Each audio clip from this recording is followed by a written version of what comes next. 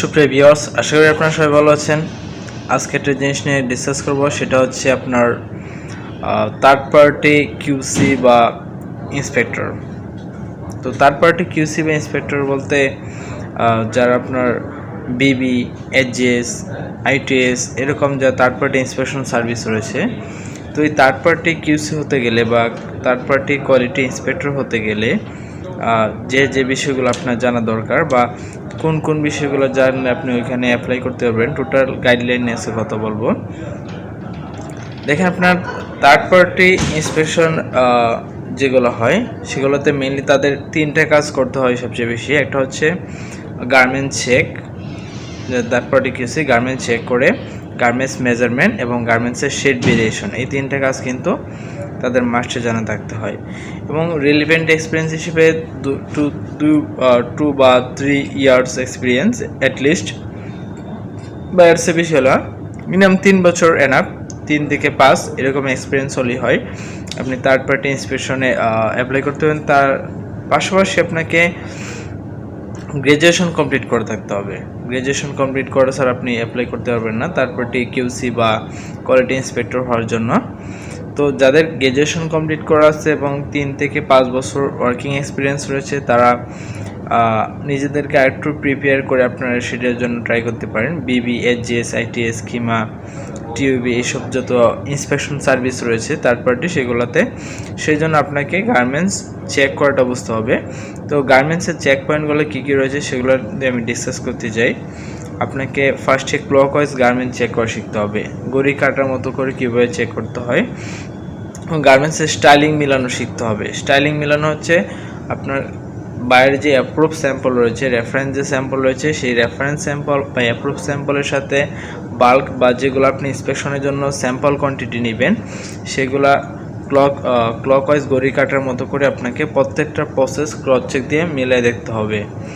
পাশাপাশি আপনাকে trim accessories verify করতে হবে টিম কার্ডের সাথে। তারপর ক্লায়েন্টের যে ইন্সপেকশন প্রসিডিউর সেটা ভালোভাবে স্টাডি করে যেতে হবে। এটা হচ্ছে সবচেয়ে মেন, যে আপনি যদি 4-5টা বাই হ্যান্ডেল করে থাকেন তাহলে আপনার জন্য এটি ইজি হবে। তাদের ইন্সপেকশনের সিস্টেমই হচ্ছে, তারা যে কোনো জায়গায় ইন্সপেকশন করার আগে ওই যে ক্লায়েন্টের যে এসওপিগুলো আছে বা ইন্সপেকশন ফিল্ড রিকোয়ারমেন্টগুলো আছে, ইনফরমেশনগুলো আছে, সেগুলো নিয়ে তারা স্টাডি করার পরে ওই যে ক্লায়েন্টে যারা ইন্সপেকশন করে অভ্যস্ত আছে তাদের সাথে নিজেদেরকে দিয়ে দেয়, একজন সুপারভাইজারের সাথে তাদেরকে ইন্সপেকশন জন্য দেওয়া হয়। তবে মাস্ট আপনাদেরকে কীভাবে গার্মেন্ট চেক করতে হয়, ক্লকওয়াইজ চেক, এখানে আপনার যে বিষয়গুলো সবচেয়ে বেশি মাথায় রাখতে হবে, এক কথায় স্যাম্পলের সাথে যদি কোনো প্রসেস না মিলে তাহলে সেটাই মিস্টেক। এর পাশাপাশি আরও জিনিস আপনার মাথায় রাখতে হবে যে আপনার অ্যাফারেন্স চেক, মানে সব ইভেন আছে কিনা, কোনো হাইলো, আপ ডাউন, টুইস্টিং, টর্ক এরকম না ধরনের যে সমস্যাগুলো রয়েছে এগুলো অ্যাফারেন্স চেক দিতে হবে।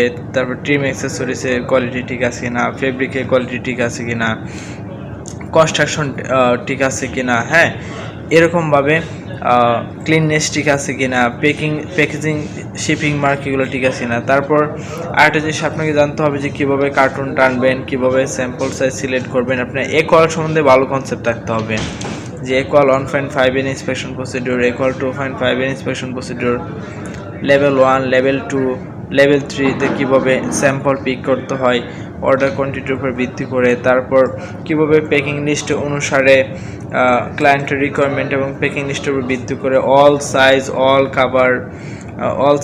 অল কালার বা অল ফিট বা অল স্টাইল কাভার করে কীভাবে গার্মেন্টস টানতে হয়, বা রুট ওভার, কার্টুনের উপর রুট ওভার করে সাইজ কাভারে কীভাবে কার্টুন টানতে হয়, এগুলো আপনাকে জানতে হবে। এর পাশাপাশি আপনাকে মেজারমেন্ট করে জানতে হবে, এবং মেজারমেন্টটা অবশ্যই করতে হবে বাইরে যে হাউ টু মেজার ম্যানুয়াল রয়েছে সেটা হাউ টু মেজার, কারণ প্রত্যেক বাইরে কিন্তু মেজারমেন্ট রিকোয়ারমেন্ট একরকম না। কিছু বাইরে আপনার একই জিনিস কিন্তু এক এক পয়েন্ট একটু ডিফারেন্ট হতে পারে বা তার পজিশনটা একটু ডিফারেন্ট হতে পারে। তার জন্য বাইরে যে হাউ টু মেজার ম্যানুয়াল রয়েছে সেটা আপনাকে স্টাডি করতে হবে, বা সেই হাউ টু মেজার রিকোয়ারমেন্ট অনুযায়ী আপনাকে মেজারমেন্ট করতে হবে। পাশাপাশি আপনাকে শেড ভেরিফিকেশন জানতে হবে। তো শেড ভেরিফিকেশন এর নিয়ে আমার অনেক ভিডিও আছে। শেড ভেরিফিকেশন 2-3টা সিস্টেমে করা যায়। একটা হচ্ছে গ্রে স্কেল দ্বারা, এটা কতটুকু লাইট বা কতটুকু ডার্ক এটা রেটিং করা হয় লাইট বক্সে। দ্বারা আপনি শেড ভেরিফিকেশন করতে পারেন। তারপর ডে লাইট মানে যেখানে 1000 লাক্স, D65 বা TL84 লাইট, এই সকল লাইটের মাধ্যমে কিন্তু আপনি শেডগুলো ভেরিফাই করতে পারেন।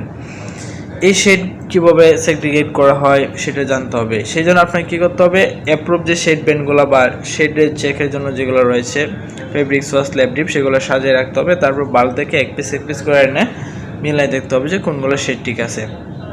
এভাবে মূলত শেডটা যাচাই করা হয়। তো এই তিনটা জিনিস, একটা হচ্ছে কি আপনার কীভাবে গার্মেন্টস চেক করতে হয় এবং ডিফেক্টগুলো কী কী, গার্মেন্টসের ডিফেক্ট সম্বন্ধে আপনার ধারণা থাকতে হবে মাস্ট। তারপর 2 নম্বর হচ্ছে মেজারমেন্ট কীভাবে করতে হয়, 3 নম্বর হচ্ছে আপনার কীভাবে শেডটা চেক দিতে হয় গার্মেন্টসের।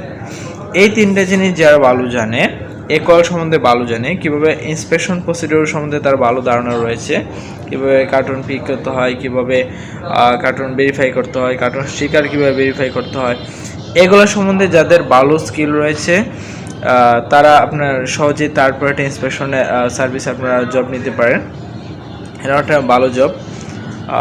এটাকে থার্ড পার্টি কিউসি বা third party quality inspector, QC inspector বা কিউসি ইঞ্জিনিয়ার বা কোয়ালিটি ইঞ্জিনিয়ার নামে তাদেরকে ডাকা হয়। তো আমি এই ভিডিওর মাধ্যমে টোটালি সব কিছু শেয়ার করেছি যে কোয়ালিটি ইঞ্জিনিয়ার বা থার্ড পার্টি কিউসি বা থার্ড পার্টি কোয়ালিটি ইন্সপেক্টর হওয়ার জন্য আপনার কী কী জিনিসগুলো জানা দরকার। এবং আরেকটা জিনিস বলার দরকার যে ডিসিএল এর জন্য হচ্ছে প্রত্যেকটা বাইরে কিন্তু একটা নির্দিষ্ট স্পেসিফিক ডিসিএল থাকে, ডিফেক্ট ক্লাসিফিকেশন লিস্ট থাকে, সেটাকে ফলো করে কিন্তু ইন্সপেকশনগুলো করতে হয়। তো সুপ্রিয় ভিউয়ার্স, আশা করি আপনারা বুঝতে পেরেছেন যে থার্ড পার্টি কিউসি বা থার্ড পার্টি কোয়ালিটি ইন্সপেক্টর হওয়ার জন্য কী ধরনের কোয়ালিফিকেশন দরকার বা কী কী স্কিল দরকার, এবং তাদের বেতনটা প্রায় 25,000 থেকে প্রায় 40, 45, 50 সেরকম র্যান্ডমলি তাদের স্কিল বা এক্সপিরিয়েন্স উপরে ধরা হয়।